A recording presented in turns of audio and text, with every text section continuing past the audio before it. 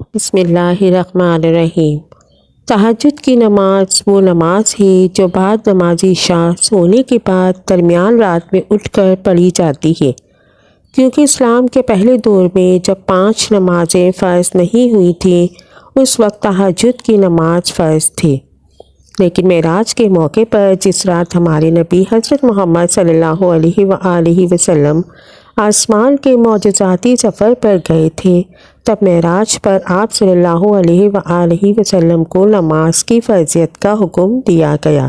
اس وقت تہجد کی نماز نفل عبادت میں بدل گئی تھی۔ نبی کریم صلی اللہ علیہ وآلہ وسلم تہجد کی نماز کو خصوصیت کے ساتھ پڑھا کرتے تھے۔ تہجد کی نماز صرف نبی صلی اللہ علیہ وآلہ وسلم پر فرض تھی، جس کا تذکرہ سورہ بنی اسرائیل آیت نمبر 79 میں آیا ہے۔ ارشاد ربانی ہے، ترجمہ: رات میں بھی تہجد پڑھا کرو جو آپ کے لیے نفل ہے، قریب ہے کہ آپ کو آپ کا رب مقام محمود میں پہنچا دے۔ اللہ تعالیٰ نے انسان کو اس دنیا میں صرف اور صرف اپنی عبادت، اپنی معرفت اور اپنی پہچان کروانے کے لیے بھیجا ہے، تاکہ وہ اللہ تعالیٰ کی عبادت اور اس کی بندگی کر کے اس کی ذات کو پہچان کر اور اس کی معرفت کو حاصل کر کے اس دنیا میں اللہ تعالیٰ کو راضی کر لے، اور پھر آخرت کی ہمیشہ ہمیشہ کی زندگی عیش و عشرت اور راحت و آرام میں بسر کرے۔ یہی وجہ ہے کہ حضرت انبیاء علیہ السلام، صحابہ کرام، تابعین اور ائمہ مجتہدین نے اپنے تمام شعبہ زندگی، غمی و خوشی، تنگی و دستی و فراوانی اور اپنی حرکات و سکنات اور نشست و برخاست کے ہر وقت اور ہر لمحے میں اس عظیم مقصد کو اپنے سامنے رکھا اور اس کے اختیار کرنے میں ہمیشہ کوشاں رہے۔ وہ دنیوی کاروبار، زراعت و تجارت، صنعت و حرفت وغیرہ بھی کرتے تھے، اور لیکن ان کے دل ہمیشہ اللہ تعالیٰ کی محبت میں مست و سرشار رہتے اور کسی وقت بھی اس کی یاد سے غافل نہیں رہتے تھے۔ ایسے ہی لوگوں کے بارے میں اللہ تعالیٰ نے قرآن مجید میں فرمایا ہے، یہ وہ لوگ ہیں کہ جنہیں کوئی تجارت یا کوئی خرید و فروخت نہ اللہ کی یاد سے غافل کرتی ہے، نہ نماز قائم کرنے اور زکوٰۃ دینے سے۔ یہی وہ لوگ ہیں جو رات جیسے پرسکون وقت میں بھی راحت و آرام کے بجائے اپنے محبوب حقیقی کے سامنے عبادت و بندگی کے لیے دست بستہ کھڑے ہوتے ہیں، اور نماز میں اس کے سامنے راز و نیاز میں مشغول ہو جاتے ہیں۔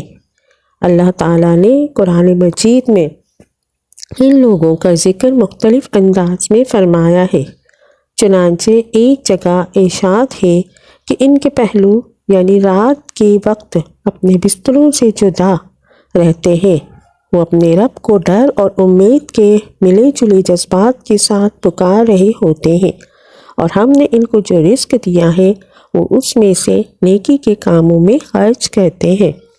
چنانچہ کسی متنفس کو کچھ پتہ نہیں کہ ایسے لوگوں کے لیے آنکھوں کی ٹھنڈک کا کیا سامان ان کے اعمال کے بدلے میں چھپا کر رکھا گیا ہے۔ ایک جگہ ارشاد باری ہے کہ وہ رات کے وقت کم سوتے تھے اور سحری کے وقت میں استغفار کرتے تھے۔ ایک اور جگہ ارشاد ہے سورہ فرقان میں، رحمان کے بندے وہ ہیں جو راتیں اس طرح گزارتے ہیں کہ وہ اپنے پروردگار کے آگے کبھی سجدے میں ہوتے ہیں اور کبھی قیام میں۔ سورہ زمر میں ارشاد ہے کہ بھلا کیا ایسا شخص اس کے برابر ہو سکتا ہے جو رات کی گھڑیوں میں عبادت کرتا ہے، کبھی سجدے میں، کبھی قیام میں، اور آخرت سے ڈرتا ہے اور اپنے پروردگار سے رحمت کا امیدوار ہے۔ کہو کہ کیا وہ جو جانتے ہیں اور جو نہیں جانتے سب برابر ہے۔ سورہ طٰہٰ میں ارشاد ہے، اور رات کے اوقات میں بھی تسبیح کرو اور دن کے کناروں میں بھی، تاکہ تم خوش ہو جاؤ۔ ایک جگہ ارشاد ہے کہ بے شک رات کے وقت اٹھنا ہی ایسا عمل ہے جو جس سے نفس اچھی طرح کچلا جاتا ہے اور بات بھی بہتر طریقے پر کہی جاتی ہے۔ سورہ مزمل آیت نمبر 6۔ ایک جگہ اللہ تعالیٰ اپنے پیغمبر صلی اللہ علیہ وآلہ وسلم سے فرماتے ہیں کہ اے پیغمبر، تمہارا پروردگار جانتا ہے کہ تم 2/3 رات کے قریب اور کبھی آدھی رات اور کبھی 1/3 رات یعنی تہجد کی نماز کے لیے کھڑے ہوتے ہو، اور تمہارے ساتھیوں میں سے بھی ایک جماعت ایسا ہی کرتی ہے۔ ایک دوسری جگہ فرماتے ہیں، اور رات کے کچھ حصے میں تہجد پڑھا کرو جو تمہارے لیے اضافی عبادت ہے۔ امید ہے کہ تمہارا پروردگار تمہیں مقام محمود تک پہنچائے گا۔ اسی طرح احادیث مبارکہ میں بھی تہجد کی نماز پڑھنے کے بے شمار فضائل اور مختلف قسم کی ترغیبات وارد ہوئی ہیں۔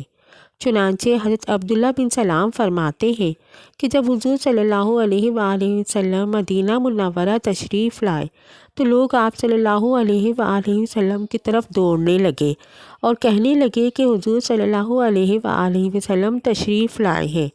میں بھی لوگوں کے ساتھ آیا تاکہ دیکھوں کہ واقعی آپ صلی اللہ علیہ وآلہ وسلم یہاں ہے یا نہیں ہے۔ میں نے آپ صلی اللہ علیہ وسلم کا چہرہ مبارک دیکھ کر کہا کہ چہرہ جھوٹے شخص کا نہیں ہو سکتا۔ وہاں پہنچ کر جو سب سے پہلا ارشاد حضور صلی اللہ علیہ وآلہ وسلم کی زبان سے سنا وہ یہ تھا کہ لوگوں، آپس میں سلام کا رواج ڈالو اور غربا کو کھانا کھلاؤ اور صلہ رحمی کرو، اور رات کے وقت جب سب لوگ سوتے ہوں تہجد کی نماز پڑھا کرو تو سلامتی کے ساتھ جنت میں داخل ہو جاؤ گے۔ قیام اللیل حضرت علی سے مروی ہے کہ حضور صلی اللہ علیہ وآلہ وسلم نے ارشاد فرمایا کہ جنت میں ایسے بالا خانے ہیں جو آبگینوں کے بنے ہوئے معلوم ہوتے ہیں، ان کے اندر کی سب چیزیں باہر سے نظر آتی ہیں۔ صحابہ رضی اللہ تعالیٰ عنہ نے عرض کیا، یا رسول اللہ، یہ کن لوگوں کے لیے ہیں؟ حضور صلی اللہ علیہ وآلہ وسلم نے فرمایا، جو اچھی طرح سے بات کرے، غربا کو کھانا کھلائیں اور ہمیشہ روزے رکھیں، اور ایسے وقت میں تہجد پڑھیں جبکہ سب لوگ سو رہے ہوں۔ حضرت بلال حبشی رضی اللہ تعالیٰ عنہ سے روایت ہے کہ رسول اللہ صلی اللہ علیہ وآلہ وسلم نے ارشاد فرمایا کہ تم رات کے جاگنے کو لازم پکڑو، کیونکہ یہ تم سے پہلے صالحین اور نیک لوگوں کا طریقہ ہے، اور رات کا قیام اللہ تعالیٰ کی طرف تقرب کا ذریعہ ہے اور گناہوں کے لیے کفارہ ہے، اور گناہوں سے روکنے اور حسد سے دور کرنے والی چیز ہے۔ حضرت ابو سعید خدری رضی اللہ تعالیٰ عنہ سے روایت ہے کہ نبی کریم صلی اللہ علیہ وآلہ وسلم نے ارشاد فرمایا کہ 3 قسم کے آدمیوں سے حق تعالیٰ شانہ بہت خوش ہوتے ہیں۔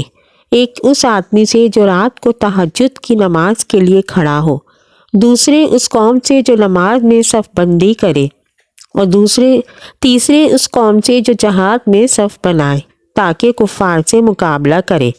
حضرت ابو ہریرہ رضی اللہ تعالیٰ عنہ سے روایت ہے کہ نبی کریم صلی اللہ علیہ وآلہ وسلم نے ارشاد فرمایا کہ رمضان کے روزے کے بعد سب سے زیادہ فضیلت والا روزہ محرم کا ہے، اور فرض نمازوں کے بعد سب سے زیادہ فضیلت والی نماز رات کے وقت تہجد کی نماز ہے۔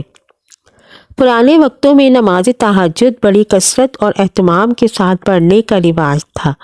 گھر کے بوڑھے مختلف افراد، مرد و عورت، رات کے پچھلے پہر بستر چھوڑتے، ٹھنڈے گرم پانی سے وضو کرتے، پھر مرد حضرات مسجد کی طرف چل دیتے، اور خواتین گھروں میں مخصوص جگہوں پر تہجد کی نماز ادا کرنے کا اہتمام کرتی، اور یہ لوگ سپیدہ سحر نمودار ہونے تک اسی طرح اپنے محبوب حقیقی کے ساتھ راز و نیاز میں ہمدن مصروف اور منہمک رہتے۔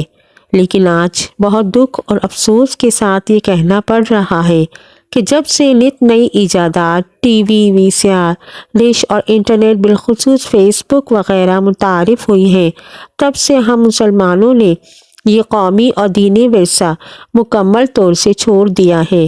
تہجد کی نماز 2 رکعت سے لے کر 12 رکعت تک پڑھی جا سکتی ہے۔ ہر شخص اپنی حیثیت کے مطابق 2، 4، 6 یا پھر 8 رکعت پڑھ سکتا ہے۔ اس کی کوئی پابندی نہیں ہے کہ 12 رکعت ہی پڑھی جائیں۔ یہ نماز نصف شب کے بعد بیدار ہو کر پڑھی جاتی ہے، کیونکہ نبی کریم صلی اللہ علیہ وآلہ وسلم کبھی نصف رات کے کچھ دیر بعد یا کبھی رات کے پچھلے پہر اٹھتے، اللہ کی تعریف بیان کرتے، مسواک کرتے، پھر وضو کر کے نماز تہجد میں مشغول ہو جاتے تھے۔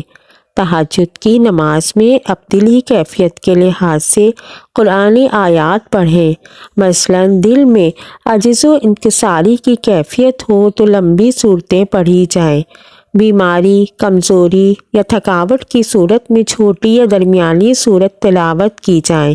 تہجد کی نماز میں زیادہ طویل سجدہ کرنا سنت رسول ہے۔ سائنس کا ماننا ہے کہ آرام دہ نیند سے جاگنا ہماری یادداشت کو مضبوط کرتی ہے، اور رات کا یہ پہر اپنے گناہوں پر معافی مانگنے کا بہترین طریقہ ہے۔ جب نیند سے جاگتے وقت ہم کو اپنے گناہ یاد آتے ہیں تو اس وقت دل پاک اور صاف ہوتا ہے۔